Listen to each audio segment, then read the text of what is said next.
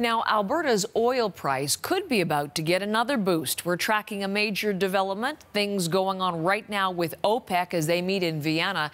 And Scott is here with more on that, the leaders of the major oil-producing nations as they meet this hour. And what are we hearing coming out of those sessions, Scott? Well, we are expecting cuts, and it could be anywhere from 1 million barrels of oil to be cut from their production per day, even up to 1.3 million barrels.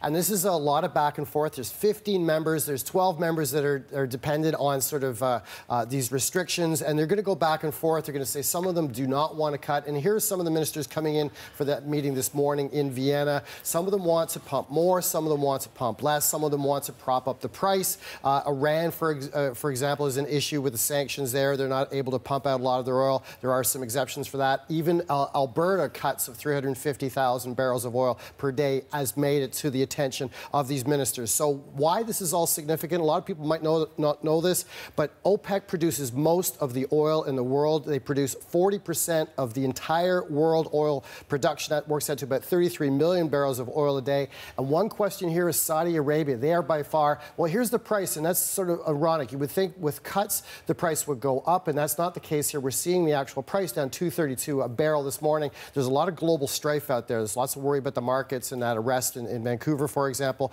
But one big question is how much is Saudi Arabia going to be able to cut? They're under a lot of pressure from Donald Trump saying keep pumping oil. He wants the price to be low.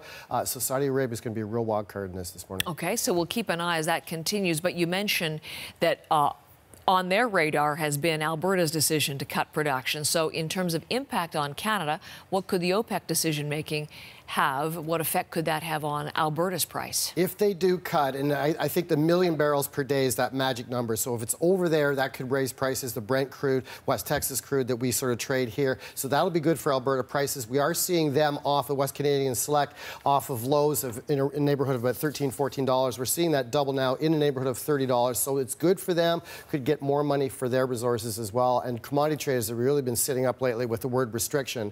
And so that's why the price of Alberta crude is up so dramatically. Okay, going to keep a watch on that with Scott through the morning.